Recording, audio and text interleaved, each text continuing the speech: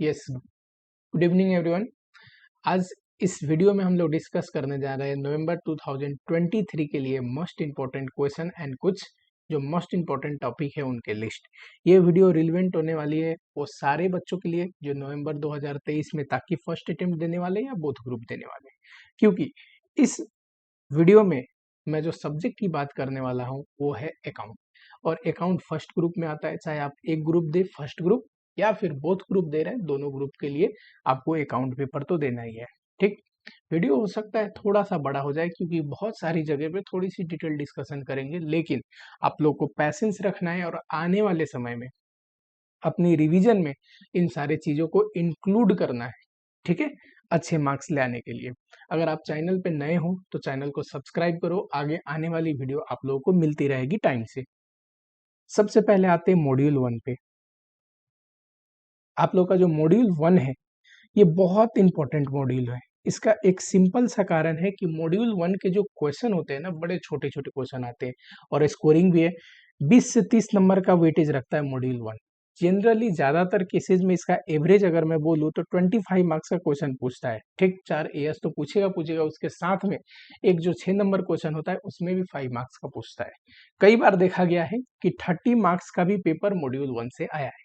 ठीक है, सबसे पहली बात करते हैं अकाउंटिंग स्टैंडर्ड का। देखो, एएस आप लोगों का बहुत बढ़िया से जाना चाहिए अगर आप अच्छे मार्क्स से स्कोर करना चाहते हैं तो। ठीक, क्योंकि एएस में अगर आप 5 नंबर का एएस है और अच्छे से आपने अटेंड किया है तो 5 आउट ऑफ 5 आपको मिलेगा। वहां कोई मार्क्स, वैसे तो और भी चैप्टर में मार्क्स कट होने की प्रोबेबिलिटी नहीं है, बट एएस में क्वेश्चन पूछता है छोटा, एंड छोटे क्वेश्चन में मिस्टेक करने की प्रोबेबिलिटी होती है बहुत कम। ठीक है, ये आपके एएस है जो ग्रुप 1 में है अकाउंटेंसी के पेपर में। As 1, 2, 3, 10, 11, 12, 13 and 16। अगर मैं मोस्ट इंपॉर्टेंट की बात करूं तो एएस 2, 3 में तो देखो एक चैप्टर भी है अपने पास, कैश फ्लो स्टेटमेंट। एएस 13 में भी चैप्टर है इन्वेस्टमेंट अकाउंट। एएस 1, इसमें भी कई बार छोटे छोटे क्वेश्चन आते रहते हैं। रिवीजन लेक्चर में एएस के मैराथन आप जरूर देखना। एएस की मैराथन में 10 मिनट में ही कराया हमने चैप्टर 1 को। 10 मिनट भी मैं ज्यादा बोल रहा हूँ, 7-8 मिनट का वीडियो होगा उसमें। ठीक है, बहुत अच्छे से कराया है। अगर आप करके जाओगे तो डेफिनेटली कहीं से भी क्वेश्चन पूछे आपसे हो जाएगा।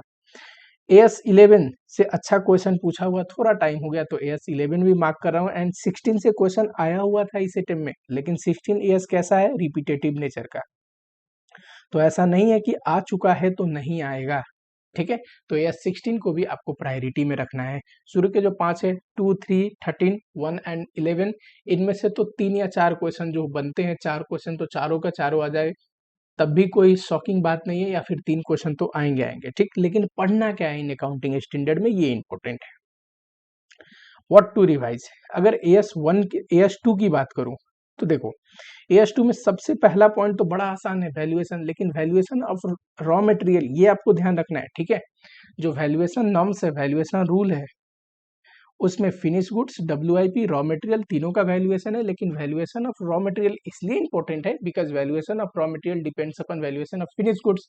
और ये कंसेप्चुअल रॉ मटेरियल के लिए क्लियर नहीं होगा आपको तो फिनिश गुड्स की वैल्यूएशन अगर आप कर भी दो तो रॉ मटेरियल का वैल्यूएशन गलत करोगे। इन्वेंट्री वैल्यूएशन के लिए एनआरबी भी निकालने आना चाहिए और कॉस्ट भी निकालने आना चाहिए। बहुत सारे बच्चों से कॉस्ट कैलकुलेशन में मिस्टेक हो जाता है। आपको पता होनी चाहिए रॉ मटेरियल अगर इन्वेंट्री में है तो उसके कॉस्ट में प्रेजेंट लोकेशन एंड कंडीशन तक आने वाले सारे खर्चे जुड़ते हैं। ठीक, ये सेम सिमिलर चीज हमने कहाँ पढ़ा था, मटेरियल कॉस्टिंग में, है ना। साथ ही में डब्ल्यूआईपी सेमी फिनिश गुड्स है तो उसमें थोड़ा बहुत लेबर एंड ओवरहेड का भी खर्चा आता है, वो इन्फॉर्मेशन आपको देगा कितना आएगा। फिनिश गुड्स ये तो टोटली कंप्लीटेड गुड्स है तो इसमें मटेरियल के साथ साथ रॉ मटेरियल का कॉस्टिंग तो हमें पता ही है, ओवरहेड एंड फिनिश गुड्स भी, जिसमें ओवरहेड आपको पता होना चाहिए, it is charge on the basis of recovery rate, है ना। कहाँ पे पढ़ा है हमने, कॉस्टिंग में ओवरहेड चैप्टर में पढ़ा है। रिकवरी रेट निकलता कैसे है, budgeted overhead divide by budgeted units. कुछ केसेस में एक्चुअल यूनिट लेके निकालते हैं, हमने आपको पढ़ाया है। ठीक, क्योंकि कॉस्ट अगर आप गलत निकालोगे तो ऑब्वियसली वैल्यूएशन गलत हो जाएगा। मटेरियल लॉस पे भी क्वेश्चन पूछते रहता है। ठीक, ये भी चैप्टर 2 मटेरियल कॉस्टिंग में आपको पढ़ाया गया है अच्छे से कि कॉस्ट पर यूनिट कैसे निकालना है ना। And cost of abnormal loss, जब कॉस्ट पर यूनिट निकल जाएगा, अबनॉर्मल लॉस यूनिट से इनटू कर दोगे तो कॉस्ट ऑफ अबनॉर्मल लॉस आ जाएगा। इसकी ट्रीटमेंट क्या होती है, तो इसका जो लॉस है वो पीएल में डेबिट होता है। इस पे भी क्वेश्चन है, पास में पूछा भी है, आ सकता है। आइटम बाय आइटम वैल्यूएशन आपको ध्यान देना है, कौन से केस में हम इन्वेंट्री को जोड़ के वैल्यूएशन कर सकते हैं या कौन से केस में इंडिविजुअल वैल्यूएशन करेंगे, ठीक है, इस पे भी क्वेश्चन पूछा हुआ है। चलो AS3 की अगर बात करूं तो डायरेक्ट एंड इनडायरेक्ट मेथड दोनों इंपॉर्टेंट है ऑपरेटिंग एक्टिविटी के कैश फ्लो के लिए, ठीक। ज्यादातर क्वेश्चन कहां से पूछता है, तो ज्यादातर क्वेश्चन पूछता है इनडायरेक्ट मेथड से, ठीक। इनडायरेक्ट मेथड को अच्छे से बनाने के लिए देखो, वैसे तो आपको कैश फ्लो स्टेटमेंट अच्छे से रिवाइज करना ही है, लेकिन ये जो कंसेप्ट है ना 4-5, ये 100% क्लियर होनी चाहिए। इनमें से कोई ना कोई एक या दो एडजस्टमेंट हर एक अटेम्प्ट के क्वेश्चन में आता है। फिक्स एसेट का अकाउंट आपको अच्छे से आना चाहिए, specially in case of accumulated डेप्शन। Accumulated डेप्शन है तो उसका भी अकाउंट, और जब सेल होता है कोई फिक्स एसेट का पार्ट तो वहां पे उसके रिलेटेड एक्यूमुलेटेड डेप्शन का ट्रीटमेंट, वहीं पे बहुत सारे बच्चों से गड़बड़ी हो जाती है। प्रोविजन फॉर टैक्स है ना, अगर अलग से टैक्स पेड दिया है तब भी, और टैक्स पेड नहीं दिया है सिर्फ बैलेंस शीट में प्रोविजन फॉर टैक्स है तो provision for dividend advance tax की ट्रीटमेंट और उसका लेजर। साथ ही में ट्रांसफर टू रिजर्व में इंपॉर्टेंट बात है, ठीक, कि जो रिजर्व में इंक्रीज या डिक्रीज हुआ है वो पीएल अप्रोप्रिएशन से हुआ है या फिर कोई इन्वेस्टमेंट बेचा हमने या फिक्स एसेट बेचा उसकी प्रॉफिट की वजह से हुआ है। ये सारी कंसेप्ट को आप ध्यान रखोगे इनडायरेक्ट टैक्स में, तभी ऑपरेटिंग एक्टिविटी से आने वाले कैश फ्लो स्टेटमेंट अच्छे से बनेंगे। AS13 देखो, AS13 में चैप्टर से तो एडिशनल क्वेश्चन आता ही आता है। चैप्टर से इन्वेस्टमेंट अकाउंट में आप पढ़ोगे, चाहे इन्वेस्टमेंट रिलेटेड टू शेयर हो या फिर interest bearing security bond debenture हो, वहां से तो क्वेश्चन आएंगे 10 नंबर के। एडिशनल क्वेश्चन में आपको क्या ध्यान देना है, जो एएस में पूछेगा, दो चीज इंपॉर्टेंट है, एक तो वैल्यूएशन, चाहे इन्वेस्टमेंट शॉर्ट टर्म हो या लॉन्ग टर्म हो तो उसकी वैल्यूएशन कैसे करेंगे। लॉन्ग टर्म में अगर परमानेंट नेचर का डिक्लाइन होता है तो उसकी वजह से इन्वेस्टमेंट की वैल्यू में कम आती है, उस चीज को भी आपको ध्यान रखनी पड़ेगी, उसका ट्रीटमेंट कैसे करेंगे। और दूसरा, ये सबसे ज्यादा पूछा है, ऐसा नहीं कि वैल्यूएशन से पूछेगा नहीं, वैल्यूएशन से भी क्वेश्चन पूछा है, एंड रिक्लासिफिकेशन तो रिपीटेड नेचर का क्वेश्चन हो चुका है AS13 से, ठीक है। AS11 की बात करूं तो AS11 से छोटा मोटा क्वेश्चन एक्सचेंज रेट पे पूछा तो था डिसीजन मेकिंग पे, लेकिन उसके अलावा भी इंडिविजुअल ये टॉपिक बनते हैं जहां से क्वेश्चन पूछ सकता है। हर एक टॉपिक पे आपको, जितने भी टॉपिक में लिख रहा हूं, एक एक क्वेश्चन आपको करके जाना है। सबसे पहले आपको क्लियर होनी चाहिए monetary and non monetary item, ठीक है, और उनकी वैल्यूएशन कैसे होती है। कई बार इससे भी छोटा क्वेश्चन पूछ सकता है कि बताइए इनमें से गिवन है कौन सा मॉनेटरी है कौन सा नॉन मॉनेटरी है। अगर क्वेश्चन बोलूं तो ये चारों टॉपिक पे, जो चारों टॉपिक मैंने लिखा है जिसमें से 2 और 3 मैंने मार्क किया है इंपॉर्टेंट, इस पे इंडिविजुअल क्वेश्चन आपको देख के जाना है। फॉरेन करेंसी ट्रांजेक्शन, अगर आप बोलोगे एएस मैराथन में मैंने पढ़ाया है, लिंक डाल दूंगा, बहुत बढ़िया से चारों टॉपिक, और चारों टॉपिक पे इंडिविजुअल क्वेश्चन, हर एक जितने भी टॉपिक यहाँ पे मार्क करे हैं उनको समझा के उन पे क्वेश्चन करा के 2-2.5 घंटे की मैराथन है पूरी। ग्रुप 1 की एएस अच्छे से वहां पे पढ़ाया हुआ है, लिंक आपको मिल जाएगा, वीडियो के एंड में वो वीडियो आपको डिस्प्ले हो जाएगी, ठीक। फॉरेन करेंसी ट्रांजैक्शन पे इंपोर्ट या एक्सपोर्ट दोनों का क्लियर होनी चाहिए। अगर आपको सिंपल सा पता है कि मॉनेटरी आइटम की वैल्यूएशन क्लोजिंग रेट पे होती है, चाहे इंपोर्ट करोगे तो क्रेडिटर क्रिएट होगा, वो भी मॉनेटरी आइटम है, एक्सपोर्ट करोगे तो डेटर क्रिएट होगा, वो भी मॉनेटरी आइटम है। तो एक तो बैलेंस शीट पे एक्सचेंज रेट देगा, एक सेटलमेंट वाली डेट पे देगा और बोलेगा करके बताइए, ठीक है, कितना जो एक्सचेंज डिफरेंस है कहाँ पे रिकॉग्नाइज होगा, उसके ट्रीटमेंट क्या करेंगे। दूसरा, फॉरवर्ड कॉन्ट्रैक्ट में हेजिंग भी और स्पेकुलेशन भी, दोनों में से किसी का भी क्वेश्चन पूछ सकता है। छोटे छोटे क्वेश्चन है, बुक में भी आपके दिया हुआ है, रिवीजन लेक्चर में भी कवर्ड है, देख लेना। फॉरेन करेंसी लोन की बात करूं, शॉर्ट टर्म लोन पे क्वेश्चन नहीं आने वाला है 100%, मुझे ऐसा लगता है, लेकिन इंपॉर्टेंट क्या है, long term loan related to fixed asset बहुत इंपॉर्टेंट है, बहुत बार पास्ट में पूछा हुआ है, या simply long term loan for other business purpose भी पूछ सकता है, इससे रिलेटेड भी क्वेश्चन है, आपको कराया हुआ भी है। मैं तो बोलूंगा कि एएस के लिए एएस मैराथन आप जरूर देखना, क्योंकि अगर कंसेप्चुअल क्लियरिटी नहीं होगी तो आप कितना भी क्वेश्चन देख लो, सॉल्यूशन देख लो, थोड़ा बहुत क्वेश्चन घुमाएगा, अगर आपको एएस का कंसेप्ट क्लियर नहीं है तो मिस्टेक हो जाएगी वहां पे। और फॉरेन ऑपरेशन में ट्रायल बैलेंस बनाते टाइम, ठीक है, फॉरेन ऑपरेशन में इंटीग्रल और नॉन इंटीग्रल या फिर इंटीग्रेटेड नॉन इंटीग्रेटेड में क्या डिफरेंस है ट्रांसलेशन का, ये आपको थोड़ा बहुत पता होना चाहिए। AS16 की अगर मैं बात करूं, देखो AS1 तो कम्प्लीटली थेरिटिकल है, AS1 का तो जो रिवीजन है उसी में सारे क्वेश्चन कवर्ड हो जाएंगे। Treatment of borrowing cost qualifying asset से रिलेटेड है तो, और अदरवाइज क्वालिफाइंग एसेट होता क्या है, ठीक। तो इस पे तो क्वेश्चन ही प्रॉपर है इस अटेम्प्ट में जो क्वेश्चन आया था वो टाइप ऑफ बोरोइंग पे आया था, लेकिन पहले आप सीरियली देखो, क्वालिफाइंग एसेट से related and non qualifying asset से रिलेटेड, ठीक है। दूसरा, स्टेजेस, कब बोरोइंग कॉस्ट कॉमेंस करेंगे कैपिटलाइजेशन, कब सस्पेंड करते हैं, टेम्पोररी सस्पेंशन हुआ तो क्या करेंगे, एंड सीजेशन, सीजेशन पे तो क्वेश्चन भी पूछा है कि अगर कंप्लीशन इन पार्ट हुआ तो, कंप्लीशन इन पार्ट हुआ तो, किसी पार्ट का कंप्लीट हो चुका है तो उस पे बोरोइंग कॉस्ट कैपिटलाइज करना रोक देंगे कि नहीं रोकेंगे, तो उस पे दो केस है, ठीक है। दोनों देख के जाना, क्वेश्चन पूछ सकता है और ये इंपॉर्टेंट भी है। पैरा 4 ई पे भी क्वेश्चन एक देख लेना, आराम से हो जाएगा। Type of borrowing, general and specific borrowing के केस में हम कैसे बोरोइंग कॉस्ट कितना कैपिटलाइज होगा निकालते हैं, मई 2023 में इस पे क्वेश्चन पूछा था, तो मे बी रिपीट इस पे ना हो, आने वाले जो ऊपर टॉपिक मैंने लिखा है उसको आपको जरूर ध्यान देके जाना है, ठीक है।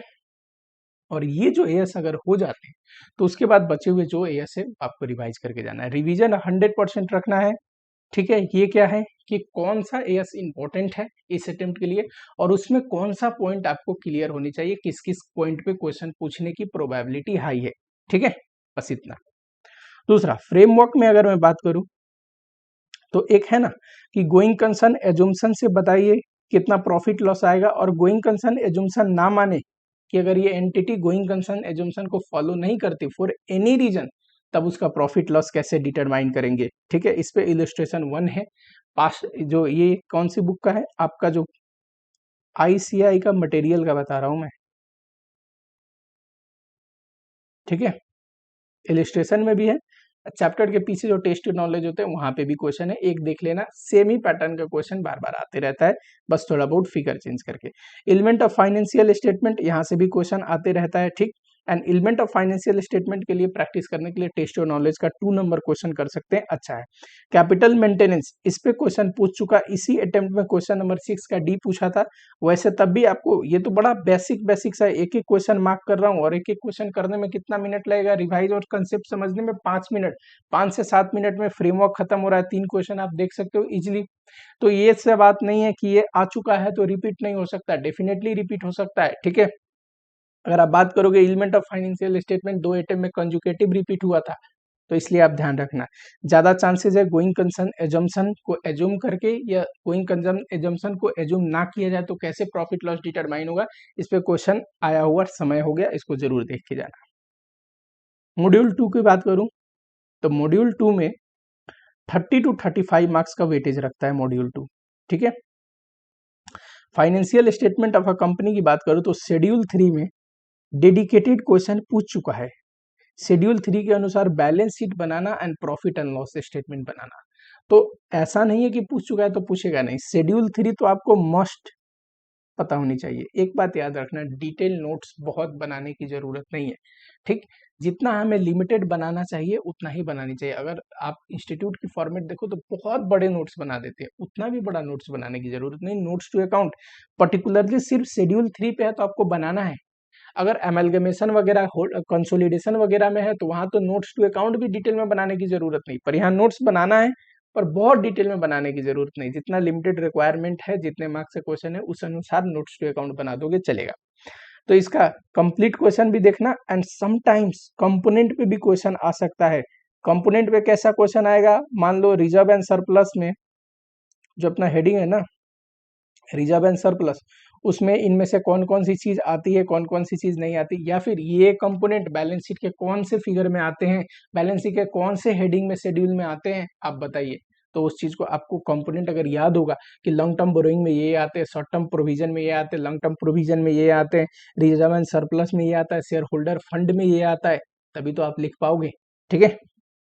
मैनेजरियल रिन्यूमरेशन बहुत ही आसान क्वेश्चन है, बहुत ही आसान कंसेप्ट है, लॉ में भी आप पढ़ते हो, अकाउंट में भी है, और बहुत छोटा क्वेश्चन बनता है। स्पेशली बहुत बार से पता है क्या पूछता है, इन केस ऑफ लॉस जो इफेक्टिव कैपिटल मेथड है ना, शेड्यूल के अनुसार इफेक्टिव कैपिटल पे कितना आपको मिलना चाहिए, ठीक है, मैनेजरियल रिन्यूमरेशन, इस पे क्वेश्चन बार बार रिपीट पूछते रहता है, बहुत बार पूछ चुका है, पर ऐसा नहीं बोलूंगा कि पूछ चुका है तो नहीं पूछेगा। एक अटेम्प्ट में बोला था, उस अटेम्प्ट में रिपीटेड पूछ दिया, 2 अटेम्प्ट से पूछ रहा था उसके बावजूद पूछ दिया। तो इसलिए है कितना कंसेप्ट, 2 मिनट का कंसेप्ट है। ठीक, बस आपको याद करना है कि इफेक्टिव कैपिटल कितना हुआ तो कितना रिन्यूमरेशन मिलेगा। चलो, कैश फ्लो स्टेटमेंट मैंने ऊपर भी मार्क किया है AS3, तो कैश फ्लो स्टेटमेंट तो आपको देख के जाना ही है, अच्छे से देख के जाओगे तो ऊपर कवर्ड भी हो जाएगा और चैप्टर के लिए भी कवर्ड हो जाएगा। ये जो 2 पॉइंट है ना, पहले से मैं लिख रहा था पर इस पे कभी क्वेश्चन ही नहीं पूछा न्यू सिलेबस में। मई 2018 में आप लोगों का सिलेबस आया ये नया वाला, और मई 2018 से लेके अभी तक जितने भी अटेम्प्ट हो चुके उस अटेम्प्ट में इन दोनों में से क्वेश्चन नहीं पूछा। लॉजिक बताता हूँ, ये dividend in case of loss और रूल 3 जो है ऑलरेडी आप लॉ में पढ़ते हो डिविडेंड चैप्टर में, और वहां पे क्वेश्चन भी है, तो वहां पे क्वेश्चन कभी कभी पूछ लेता है, इसलिए अकाउंट में नहीं पूछता। तो ये होना और ना होना बात बराबर है। अगर आप डेफिनेटली वहां पे क्वेश्चन अच्छे से करके गए हो तो अकाउंट में भी पूछता है, तो आप सेम बना लोगे, क्वेश्चन सेम ही टाइप के पूछते हैं। दूसरा, ये पीएल अप्रोप्रिएशन के बैलेंस में पीएल अप्रोप्रिएशन बना के बताइए। ये इस सिलेबस में एक बार भी नहीं पूछा, पुराना जो सिलेबस था वहां पे पूछते रहता था। ठीक है, इसको मैंने पढ़ाया भी है, 15 मिनट का एक वीडियो डली हुई है, आप देख सकते हैं। ठीक, और एक क्वेश्चन भी कराया था, बट क्वेश्चन पूछ नहीं रहा। देख के जाने में कोई बुराई नहीं है दोनों को, इसका एक क्वेश्चन जो मैंने कराया था वो भी, और साथ ही में dividend in case of loss के केस में रूल 3 के अनुसार कैसे डिविडेंड डिस्ट्रीब्यूट करते हैं, ये तो आप लॉ में भी अच्छे से पढ़ के जाओगे लॉ के लिए, तो अकाउंट में काम चल जाएगा। रेसिड्यूअल टॉपिक देखो, रेसिड्यूअल टॉपिक में pre and post incorporation must must must important topic है। क्वेश्चन हर एक अटेम्प्ट में पूछ रहा है, सिर्फ ये कोर्स में नहीं, जो आपका अभी नया कोर्स है, अब तो खैर इसको कोर्स को भी अमेंड हो गया, अब और नया कोर्स आएगा। हमारे टाइम में भी जब मैं IPCC वाले कोर्स में पढ़ता था, उस समय भी हर एक अटेम्प्ट में एक क्वेश्चन आता था यहाँ से। ठीक, नवंबर 2015 का एक क्वेश्चन देख लेना, अच्छा क्वेश्चन है। और साथ ही में देखो, इसमें तो आपको अगर क्लियरली याद होगा ना थोड़ा बहुत कि पोस्ट में कौन सा जाएगा, प्री में कौन सा जाएगा, टाइम रेशियो में कौन सा बटेगा, सेल्स रेशियो में कौन सा बटेगा, इतना बढ़िया से याद हो तो मैक्सिमम हद तक क्वेश्चन इजिली बन जाएगा। इसमें आपको बहुत स्ट्रेस लेने की जरूरत नहीं। ये तो वैसा चैप्टर है कि बनाना कम है, स्कैनिंग ज्यादा कर लेनी है। ठीक है, कि खर्चा बांटा है, सही बांटा है कि नहीं आपके अनुसार, और कहीं पे गलती हो रही है उसको मार्क कर लो। ठीक है, पास्ट ईयर का क्वेश्चन आप स्कैन कर सकते हैं स्कैनर से। एक कई बार क्वेश्चन पूछता है ना जहाँ पे कोई खर्चा बढ़ या घट रहा होता है, फॉर एग्जांपल रेंट दिया, ठीक है, अब बोला 6 महीने तक रेंट ऐसे था, उसके बाद इंक्रीज होके ऐसा हो गया, तो वैसे खर्चे को आपको बांटना आना चाहिए टाइम रेशियो में। ठीक है, वहां पे मिस्टेक होने की प्रोबेबिलिटी हो सकती है। और नवंबर 2015 में जो क्वेश्चन पूछा था वो आपको देख के जाना है, कहाँ पे मिल जाएगा, स्कैनर में मिल जाएगा, पास्ट ईयर क्वेश्चन में मिल जाएगा। बोनस एंड राइट की बात करूं तो ऑब्वियसली ये जो चैप्टर है ना, बोनस, राइट एंड प्रीफरेंस, ये ज्यादातर केसेज में ना मिक्स होके आते हैं। एक क्वेश्चन दे देगा बैलेंस शीट देके जिसमें बोनस भी इशू हो रहा है, हो सकता है राइट शेयर भी इशू हो रहा है, कई बार नहीं भी इशू होता है, एंड समटाइम्स प्रीफरेंस की रिडीम्शन भी हो रही है, इसके साथ कई बार इन्वेस्टमेंट भी सोल्ड हो रहा होता है। और इन्वेस्टमेंट सोल्ड में कई बार तो ऐसा भी दिया होता है कि ऑन डिबेंचर भी दिया है जिसकी कैंसिलेशन करनी है आपको। कहने का मतलब मिक्स क्वेश्चन पूछेगा थोड़ा बहुत।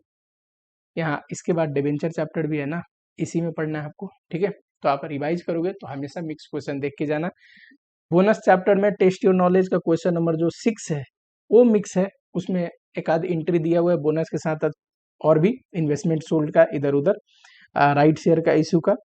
रिडीम्शन ऑफ प्रेफरेंस शेयर में टेस्ट योर नॉलेज का 2 या 3 नंबर क्वेश्चन दोनों देख लेना। ठीक है, मेरा पर्पस सिर्फ इतना है कि आपको इंडिविजुअली सिर्फ रिडीम्शन ऑफ प्रेफरेंस शेयर नहीं आनी चाहिए, वो तो कर लेगा बच्चा, बोनस भी इश्यू हो रहा है, प्रीफरेंस भी रिडीम्ड हो रहा है, वैसा क्वेश्चन आपको आना चाहिए। और उसके बावजूद उसके बाद बोले कि इसको इफेक्ट देने के बाद बताइए बैलेंस शीट बना के, तो आपसे मिस्टेक नहीं होना चाहिए। तो मिक्स क्वेश्चन आपको देख के जाना, यही मैंने लिखा है यहाँ पे।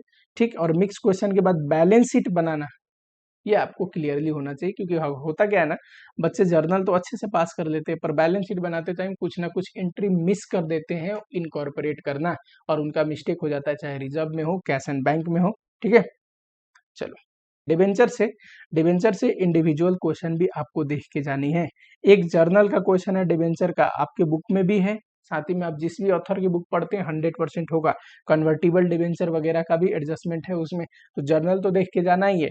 लेजर बनाने के लिए 3 चीज आपको डेफिनेटली क्लियर होनी चाहिए, नहीं तो लेजर में मिस्टेक करवाएगा इंस्टीट्यूट। तो इस पे आप क्वेश्चन देख के जाना। नंबर 1 सिंकिंग फंड का क्वेश्चन, इंडिविजुअल क्वेश्चन है सिंकिंग फंड का, ठीक। तो सिंकिंग फंड से रिलेटेड क्वेश्चन आपको देख के जाना है। ऑन डिवेंचर में ये चीज क्लियर होनी चाहिए, ऑन डिवेंचर में इन्वेस्टमेंट किया तो इमीडिएट कैंसिलेशन, उसकी एडजस्टमेंट, कैंसिलेशन होल्ड करके कुछ समय बाद किया उसकी एडजस्टमेंट। कई बार ऑन डिवेंचर में इन्वेस्टमेंट करने के बाद उसको सेल भी कर देते हैं, ज्यादा चांस है कि ये कम आता है सेल वाला, पर इमीडिएट कैंसिलेशन या फिर लेटर में बाद में कैंसिल करते हैं, ये क्वेश्चन आते रहता है। ये कंसेप्ट आपको क्लियर होनी चाहिए, ठीक। डिवेंचर चैप्टर बहुत सारे बच्चों को मुश्किल लगता है, आपको भी मुश्किल लगता है। अगर इससे रिलेटेड सेपरेटली रिवीजन लेक्चर चाहिए तो आप कमेंट बॉक्स में जरूर लिखना, ठीक है। अभी हमारा कॉस्टिंग का मैराथन चल रहा है, इसका सेकंड पार्ट आने वाला है, पहले पार्ट डल चुका है, ठीक। तो कॉस्टिंग का मैराथन लेक्चर भी आप लोगों को देखना है, ठीक है। चलो मॉड्यूल 3 में आओ। मॉड्यूल 3 भी अच्छा खासा वेटेज रखता है, ठीक। इन्वेस्टमेंट अकाउंट की बात करूं तो इसको बहुत प्रैक्टिस करने की जरूरत नहीं। इन्वेस्टमेंट अकाउंट एक ऐसा चैप्टर है जिसका समय आप बचा के किसी और चैप्टर में आप लगा सकते हो, जो चैप्टर आपको मुश्किल लगता है, क्योंकि ये मुश्किल लगने जैसा कुछ है ही नहीं। एक फिक्स फॉर्मेट है जो आपको याद कर लेना है, ठीक। शेयर का भी और इंटरेस्ट बियरिंग सिक्योरिटी का भी। शेयर में नंबर ऑफ शेयर हम डालते हैं और उसमें फेस वैल्यू डालते हैं, ठीक है। ये आपको याद होनी चाहिए। शेयर में 2-3 चीज ध्यान रखो, ये जो मैंने मार्क किया है। और इन्वेस्टमेंट में इन्वेस्टमेंट इन interest bearing security, debenture bond वगैरह में 2-3 चीज ध्यान दो। ये इतना अगर आप ध्यान दोगे तो मिस्टेक नहीं होगा, ये कंसेप्ट आपकी क्लियर होनी चाहिए। एक क्वेश्चन आपको शेयर का करना है जिसमें ये कंसेप्ट हो सारे, और एक क्वेश्चन आपको डिबेंचर का करना है जिसमें ड्यू डेट इंटरेस्ट का and book closing date different हो। ये भी क्वेश्चन बुक में मिल जाएगा आपको, ठीक। शेयर में बोनस शेयर में आपको भूलना नहीं है कि बोनस शेयर के लिए हमें कुछ अमाउंट पे नहीं करनी पड़ती। राइट शेयर की एडजस्टमेंट आपको पता होनी चाहिए, ठीक। साथ ही में डिविडेंड में इंतरिम डिविडेंड एंड फाइनल डिविडेंड, दोनों में से कोई भी दे सकते हैं। इंतरिम डिविडेंड मिला एंड फाइनल डिविडेंड मिला, ये भी मैंने इन्वेस्टमेंट अकाउंट रिवाइज कराते टाइम बताया था। इंतरिम डिविडेंड मिला तो सारे शेयर पे देते हैं, ठीक है। ओपनिंग भी, इस साल के परचेज भी, बोनस शेयर पे भी, राइट पे भी। पर जो फाइनल डिविडेंड मिला है ये बोनस एंड राइट शेयर पे नहीं मिलता, सिर्फ ओपनिंग शेयर या फिर करंट ईयर में जो परचेज किया है वो शेयर, जो कंपनी से इस साल शेयर इश्यू हुए उन पे नहीं मिलेगा, क्योंकि जो फाइनल डिविडेंड है पहले की कमाई से बट रही है, ठीक है। चलो हाँ जी, ये डिवेंचर या बॉन्ड का जब क्वेश्चन है तो ये ध्यान रखना है आपको। अगर ड्यू डेट अलग हो इंटरेस्ट का और बुक ओपनिंग क्लोजिंग जो बुक का है वो अलग हो, तो वहां पे ओपनिंग इन्वेस्टमेंट की वैल्यू एंड क्लोजिंग इन्वेस्टमेंट की वैल्यू पे भी इंटरेस्ट ड्यू रहता है। बहुत सारे बच्चों से तो यही मिस्टेक हो जाता है, उस पे इंटरेस्ट ड्यू जितना है उतना लिखना भूल जाते हैं। दूसरा, आपको कभी भी नहीं बताएगा, स्पेशली जब भी आपको बोलेगा ये जरूर बता देगा कि हमारा ड्यू डेट क्या है स्टार्टिंग में इंटरेस्ट का, लेकिन जब आपको डेट देगा ना ट्रांजेक्शन का, उसमें नहीं, जरूरी नहीं कि ये बताए कि ड्यू डेट पे आप 30 सितंबर को इंटरेस्ट दो। आपको याद रखना है कि ड्यू डेट पे इंटरेस्ट मिली होगी और इंटरेस्ट का एडजस्टमेंट आपको करना है, इंटरेस्ट रिसीव आपको दिखाना है, ठीक है। तो अगर इंटरेस्ट नहीं भी बोलता है ट्रांजेक्शन की लिस्ट में और ड्यू डेट पे आपने इंटरेस्ट नहीं दिया तो मिस्टेक हो जाएगा। बहुत सारे बच्चों के पास्ट ईयर में ऐसे हो जाते हैं कि वो इंटरेस्ट देना भूल जाते हैं, इन्वेस्टमेंट अकाउंट में इंटरेस्ट का एडजस्टमेंट करना भूल जाते हैं और वहां पे मिस्टेक हो जाता है, तो आपको ध्यान रखना है, ठीक। ड्यू डेट पे इंटरेस्ट मिलेगा। साथ ही में अगर ड्यू डेट अलग हो और बुक की क्लोजिंग का डेट अलग हो तो इन्वेस्टमेंट की वैल्यू ओपनिंग एंड क्लोजिंग है उस पर जितना भी इंटरेस्ट ड्यू है वो आपको रेज करनी है। एक एक क्वेश्चन कर लोगे काम चल जाएगा, ठीक। अच्छा, इसमें भी एक छोटा कंसेप्ट है, बहुत सारे बच्चे इस चीज को समझते नहीं या फिर याद करके नहीं जाते, ठीक है। एक्स राइट प्राइस होने के बाद, ठीक है, एक्स राइट प्राइस होने के बाद अगर मार्केट प्राइस गिरता है तो उसमें मैंने एडजस्टमेंट सिखाई थी, वो चीज आपको ध्यान रखना है, ठीक है। इन्वेस्टमेंट अकाउंटिंग के रिवीजन लेक्चर देख सकते हैं आप। इंश्योरेंस की बात करूं तो इंश्योरेंस चैप्टर एक ऐसा चैप्टर है ना जिससे क्वेश्चन आते रहता है, बहुत आसान चैप्टर है। लॉस ऑफ स्टॉक का भी पूछ सकता है, लॉस ऑफ प्रॉफिट का भी पूछ सकता है। लॉस ऑफ स्टॉक बहुत ही रिपीटेटिव नेचर का है, बहुत बार पूछा हुआ है। अगर पूछूं पिछले 10 साल में सबसे ज्यादा क्या आया होगा, डेफिनेटली लॉस ऑफ स्टॉक आया होगा। आंख बंद करके आप ये बिलीव कर सकते हैं। लॉस ऑफ स्टॉक में 3 ऐसे क्वेश्चन आप बनाना जिसमें सारे एडजस्टमेंट कवर हो, कि हमने सेल किया, अभी गुड्स अपने पास ही है, हमने बाई किया, गुड्स रिसीव नहीं हुई थी, गुड्स को डिस्ट्रीब्यूट किया एज अ चैरिटी या एडवर्टीजमेंट के लिए, ठीक है। साथ ही में अप्रूवल बेसिस पे भेजा, कुछ पार्ट अप्रूव हो गए, कुछ नहीं अप्रूव हुए, कंसाइनमेंट बेसिस पे भेजा। ये सब एडजस्टमेंट आपको आनी चाहिए लॉस ऑफ स्टॉक निकालने के लिए, ठीक है। लॉस ऑफ प्रॉफिट, इसका तो फिक्स फॉर्मेट है लॉस ऑफ प्रॉफिट का, वो फिक्स फॉर्मेट आपको याद होनी चाहिए, और थोड़ा बहुत याद रहेगा तो इजिली बन जाएगा, इसमें ज्यादा मेहनत करने वाली बात नहीं है, ठीक है। चलो, अप्रूवल बेसिस वाला तो आप जरूर ध्यान देना, अप्रूवल बेसिस वाला आपको जरूर ध्यान देना है। और दूसरा, कंसाइनमेंट बेसिस में आप जब लिखोगे ना क्लोजिंग स्टॉक साइड में, क्योंकि कंसाइनमेंट पे जो गुड्स गया है वो तो कंसाइनी के हैंड पे, वो कभी डिस्ट्रॉय हो नहीं सकता क्योंकि हमारे पास गुड्स था ही नहीं। तो जब आप by goods held with consignee ऐसे करके लिखोगे तो हमेशा याद रखना, उधर साइड हमेशा अलग से जब आप लिख रहे हो उस गुड्स को, तो आपको किस अमाउंट पे दिखाना है, कॉस्ट पे दिखाना है, ठीक है। सेल वैल्यू पे दिया होता है, आपको कॉस्ट पे करके दिखाना है, नहीं तो वहां पे मिस्टेक हो सकता है आपसे। हायर परचेज का 3 क्वेश्चन आपको ध्यान देके जाना है। नंबर 1 क्वेश्चन, अच्छा थ्योरी भी पूछ सकता है, हायर परचेज पे पूछते रहता है, हायर परचेज और इंस्टॉलमेंट सेल का। इंटरेस्ट कैलकुलेशन का जो 4 केस है ना, चारों केस पे एक एक क्वेश्चन मस्त आपको करके जाना है, ठीक है। चारों केस पे एक एक क्वेश्चन आपको करके जाना है, यही 4 केस एग्जाम में पूछते रहते हैं। दूसरा, higher vendor and higher purchaser, दोनों के बुक में एक एक क्वेश्चन आपको करके जाना है, ठीक। चलो, डिपार्टमेंट अकाउंटिंग की बात करूं तो डिपार्टमेंट अकाउंट ये भी आसान चैप्टर है और स्कोरिंग चैप्टर है, 10 नंबर में पूछेगा, ठीक। कंपेरेटिवली अगर ब्रांच से कंपेयर करूं तो ब्रांच में मिस्टेक होने के चांसेस है आप लोगों से। ब्रांच एक बड़ा चैप्टर है, उसकी कवरेज भी ज्यादा है, डिपार्टमेंट एक छोटा चैप्टर है, दोनों 10-10 नंबर में ही आते हैं, पर डिपार्टमेंट में स्कोर करना आसान है। 3 डिपार्टमेंट का एक क्वेश्चन है XYZ वाला, वो आपको करके जाना है, क्योंकि 3 डिपार्टमेंट में जब अनरियलाइज प्रॉफिट आप निकालते हो ना, तो देखो जो जेड डिपार्टमेंट है, जेड, इसके में तो वाई का भी अनरियलाइज प्रॉफिट होगा और जेड एक्स ने भी चार्ज किया है वो भी प्रॉफिट होगा। तो ये आपको ध्यान रखना है, 3 डिपार्टमेंट के केस में अनरियलाइज प्रॉफिट का एडजस्टमेंट की अनरियलाइज प्रॉफिट कैसे हटाए ये आपको आना चाहिए, ठीक। 3 डिपार्टमेंट में क्लियरली बोल रहा हूँ मैं चीज, 2 डिपार्टमेंट का बच्चे इजिली कर देते हैं, 3 डिपार्टमेंट में मिस्टेक होने की चांसेस है, देख के नहीं जाओगे तो मिस्टेक होएगा होएगा। दूसरा, ट्रेडिंग पीएल पे क्वेश्चन इस बार भी आया था, ट्रेडिंग पीएल पे क्वेश्चन आते रहता है, ठीक है। तो ये तो बेसिक है, ट्रेडिंग पीएल का एक क्वेश्चन देख लेना।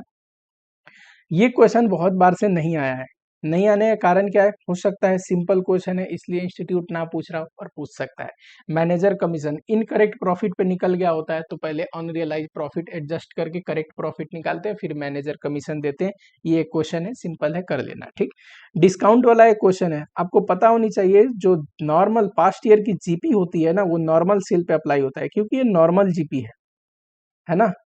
तो नॉर्मल सेल पे जीपी अप्लाई करते हैं और वो उस ग्रोस प्रॉफिट से हम इस साल जो डिस्काउंट दिए हैं, जो नुकसान हुआ है, क्योंकि नॉर्मल जीपी तो हम कमाए नहीं, डिस्काउंट में अगर हमने डिस्काउंट में सेल किया है तो डिस्काउंट घटाने के बाद एक्चुअल जीपी आएगा। इस पे एक क्वेश्चन है, वो भी आपको ध्यान देना है। डिपार्टमेंट मार्कअप अकाउंट का कंसेप्ट है, लेकिन ये ब्रांच करने के बाद, ब्रांच में जो स्टॉक एंड डेटेड मेथड है, ब्रांच करने के बाद बहुत आसान लगेगा आपको, क्योंकि सेम ब्रांच करने के बाद आपको ऐसा कुछ लगेगा ही नहीं, तो ठीक।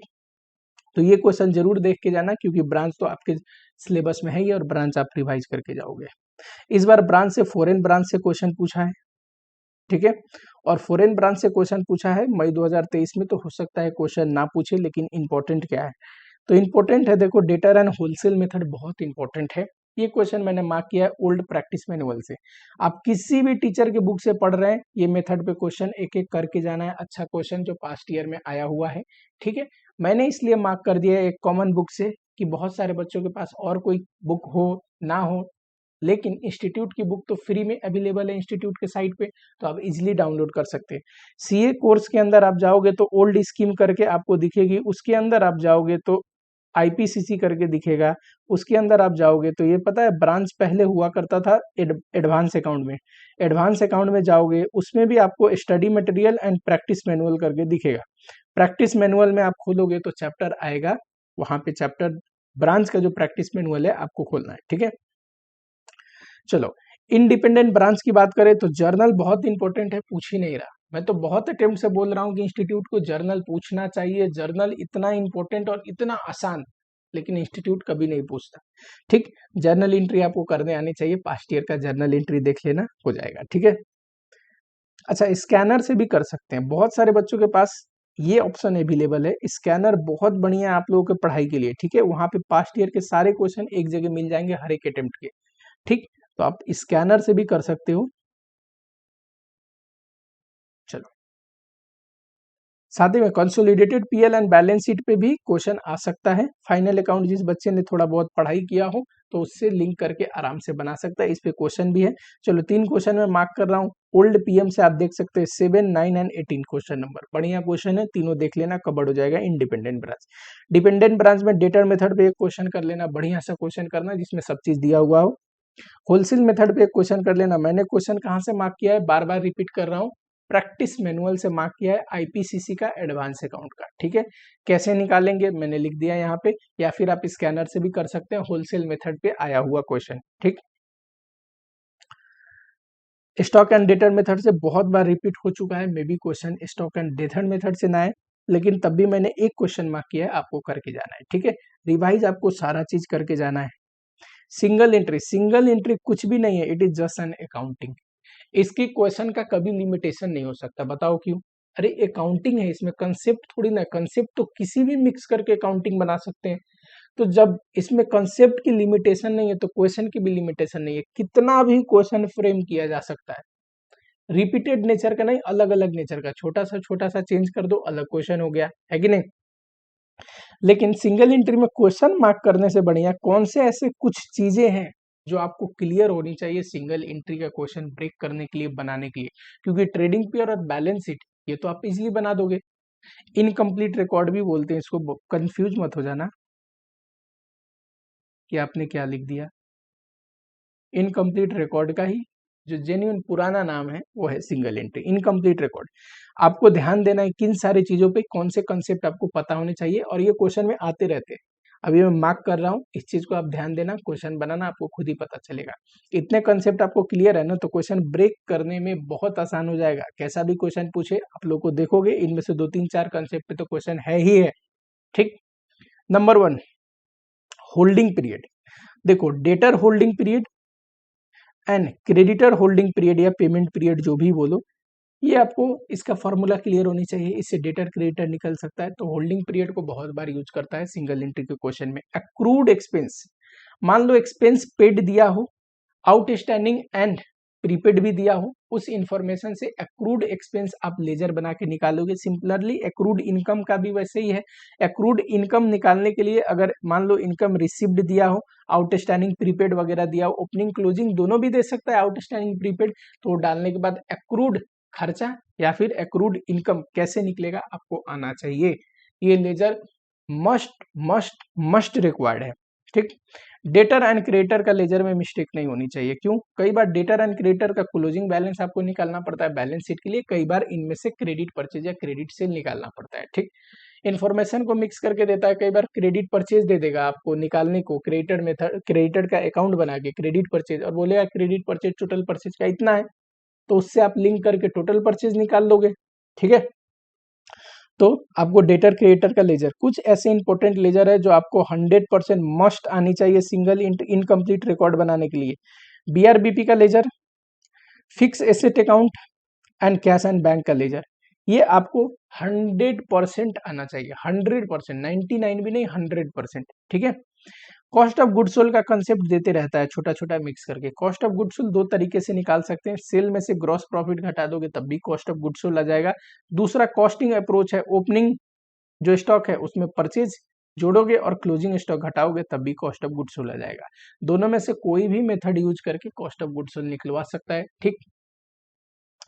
देखो, टोटल सेल हो या टोटल परचेज हो, ये दो हिस्सों में हो सकता है, ताकि कैश पर सेल को लेते हैं, परचेज का आप सिमिलरली एज्यूम कर लेना।